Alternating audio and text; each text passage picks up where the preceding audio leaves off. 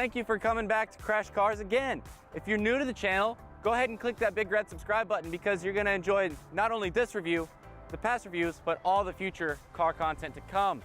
Now, today we have a gorgeous 2006 575M Maranello with us today. Now we're gonna go in a full in-depth Crash Cars review. Now, what is a Crash Cars review? Well, I'll tell you guys. I'm gonna do a full exterior review. We're gonna talk about these gorgeous body lines, why they made the 575, what they did, hop inside. We're gonna talk about what they did on the interior, how gorgeous it is, does it fit me or anybody else? Talk about this monster V12 up under the hood. Talk about the exhaust. You guys are always on Crash Cars are gonna hear a beautiful startup. And then, towards the end of the video, we're gonna go on a drive and we're gonna talk about how this car drives. What did they do in the 575 in Maranello? Well, it's essentially just an upgraded, better version of the 550 Maranello that it successed from. I guess that's how you say it. I'm not really sure. Anyway, what did they do? What did they change? They put a bigger engine. They put an all-around independent suspension underneath this car. They changed the aerodynamics and even put bigger, better brakes. Now, they also did a completely redone interior, and we'll get to that in a minute. But first, I know you guys are very interested about that V12 that I keep mentioning under that hood. So let's pop up there and check that out. Feast your eyes on this gorgeous Ferrari V12, guys and gals. Now, I'll finally get down to some stats for you guys and gals. The Ferrari 575 V12 is a naturally aspirated 5.7 liter V12 that produces 515 horsepower and 434 foot-pounds of torque. Now, that's, yeah, a lot, especially in 2006. But I mean, today's standards, there's insane expensive cars pushing over 1,000 horsepower, but in 2006, this was insane. Now, yes, it is a GT car, but it is also from 2006. This gorgeous V12 geared with that F1 gearbox actually gets this car from 0 to 62 in a pretty blistering time of 4.2 seconds. Now, if you take a second and think about that, that's pretty fast for 2006. Thinking about today, you still got cars over 100 grand that have massively impressive numbers, horsepower and torque and literage and stuff like that, that don't even get under 4.5. So, take a long glimpse and long stare at this gorgeous V12, because now we're gonna hop inside and I'm gonna show you this impressive Rosa red interior. So, take a long look, and now let's hop inside.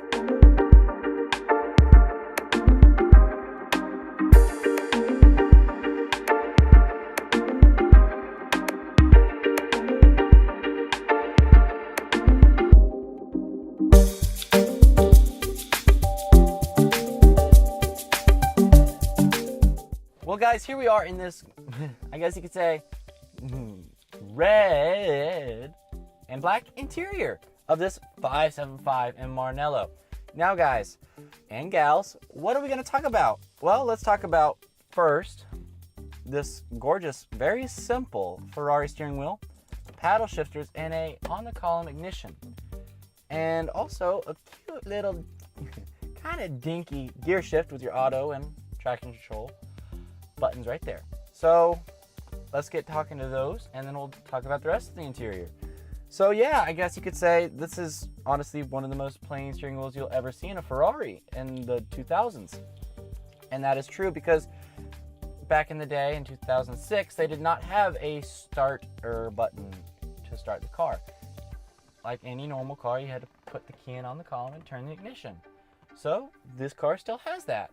And the 2006 575 in Maranello was actually one of the first cars to ever, in Ferrari's line, to have paddle shifters. And that's also why they're so small, because Ferrari eventually figured out that you need longer paddle shifters, especially when you're going around turns and doing stuff on tracks, if you were to take a car on a track.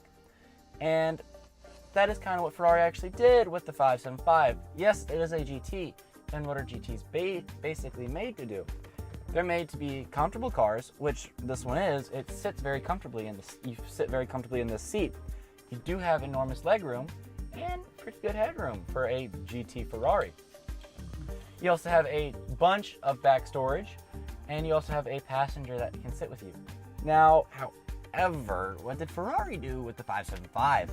Well, they kind of made it a little bit of a, I guess you could say, sportier GT. They designed it with a more pounding suspension, kind of a jerky throttle, not one that you'd really expect to be able to use on the road thanks to that F1 transmission. Now, they even included a fire extinguisher in the passenger footwell. Now, you find that in like speciales and stuff like that nowadays, cars that are designed to be on the track and not really designed to be everyday road cars. So Ferrari kind of, I guess you could say, made a toss-up with this one, which is really kind of interesting because they couldn't figure out what they wanted to do with it. So yeah, like I said, headroom is very good, very comfortable car. I do have plenty of leg room. The pedals are small. They're definitely close and definitely designed to be able to heel toe it. That's very obvious. Now down here on your left, you have the handbrake.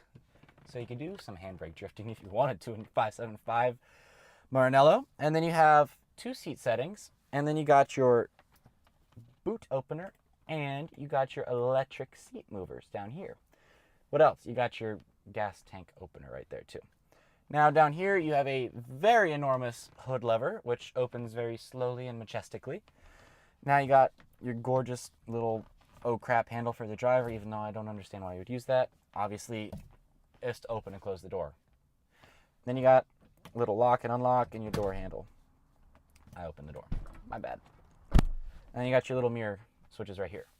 And the same over there, just without the mirrors. So what do you got on the interior of this car for storage?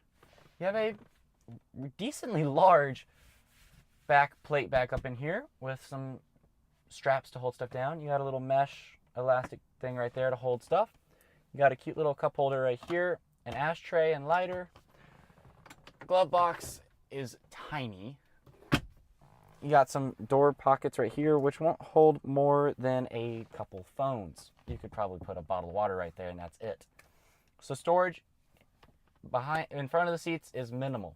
Behind the seats, you could put some stuff back there. That's very true. And then you got this cute little thing that I have figured out to put the keys in.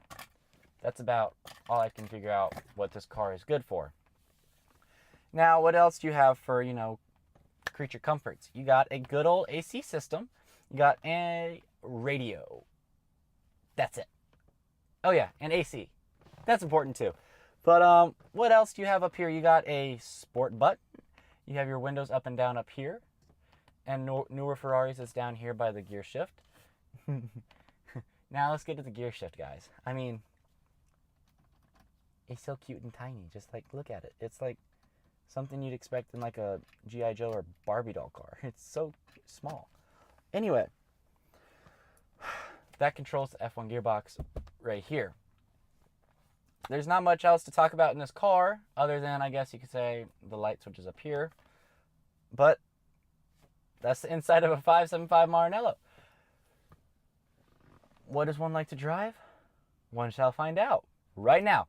So let's hop on the road in this gorgeous 575, and let's take it for a spin.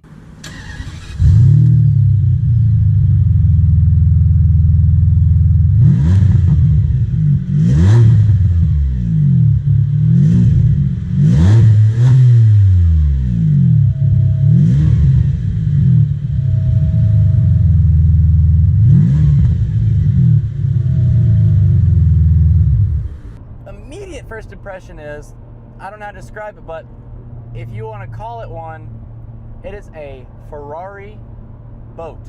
Like, you know how like big long Eldorados feel like a boat when you go over a bump? Well, this one feels like a sports car, but a boat at the same time. Now you can put it in sport, and it becomes more sporty, a little more agile. But all around, the ride is actually like not stiff, not jolty. It rides like a boat. Very, very comfortable. It's really nice, actually. Just riding around in traffic, that soundtrack is gorgeous. Just low rev, that rumble of that V12, and then knock it down a couple gears, get a little higher. Then naturally aspiration is gorgeous. Surprisingly, this car does have some spunk in it. It'll go if you want it to. With that 4.2 0 to 62 time, this car, even in today's standards, is fast. I mean, yeah, it might not feel like it because it's got a long hood on it. It's got, you know, a V12 under the hood, but the car goes fast, surprisingly fast. Jesus. Good Lord. This thing puts you in your seat. Wow. Was not expecting that at all. That, jeez. Okay, 575's got a ton of push. This car is incredible. Now, what did Ferrari plan it to be? Like I said, they didn't know what they wanted. They didn't know if they wanted a sports car, if they wanted a Grand Tour. I think they actually kind of did figure it out. Maybe they didn't understand what they really wanted, but I guess doing that, they kind of got what the car should be. They got the car, in my opinion, when you want to put your foot down, you should be able to put your foot down and go. When you want to drive long distance, you can go long distance. And that's what they kind of did with that suspension being comfortable, kind of like a boat riding. It's not jittery and jolty. It's smooth. And then you put your foot down, the kick down happens, and you get thrown into your seat when you want to, you know, have an adrenaline rush. This car's got that. Now, it's 2006 and all, so I mean, you can't go buy a new one, but they're out there. They're selling well. And if you want one, go check out this car at Boardwalk Ferrari in Dallas. And I do have to give them a huge special thanks for letting me review this car, because it's awesome. You never really get the chance to review older Ferraris or even see them. Mostly they're garage queens, and that's what this one kind of was, but hopefully it won't be if a new owner comes along and maybe one of you guys. But like I said, I want to give a huge special thanks to Boardwalk Ferrari of Dallas for letting me review this car. Thank you guys. This thing is cool. It's a cool Ferrari. Okay, I could barely push the camera on when we were going there. That was funny. Anyway, like I said, this car, yeah, it's not like the 550 where you can just get pounded and, you know, have a sore back by the end of the day. This car, it'll go somewhere if you wanted to, but with that V12 and that power, and, you know, being in a Ferrari, because Ferraris are Ferraris, you can still have fun, you can still have a gorgeous soundtrack, and yeah, you'll turn heads like crazy, because who does not like an older Ferrari? Not older, not antique, just, you know, it's there. It's what Ferrari was, and it's who they are now. And you can see in their newer cars today, the heritage that comes through. Ferrari is just one of the greatest car brands of all time. It's true, no arguing that at all. And there's not much other than, I'm speechless because there's not much to say, because it's Ferrari, guys. Now, I do hope you guys enjoyed this review. Like always, go browse the channel, hit that big red subscribe button, turn on that notification bell. Go check out my Instagram and my Facebook. Those are both Crash Cars. Guys, I hope you enjoyed this video. I hope you enjoyed the review. There are many to come. Thank you guys so much for watching. Crash Cars out.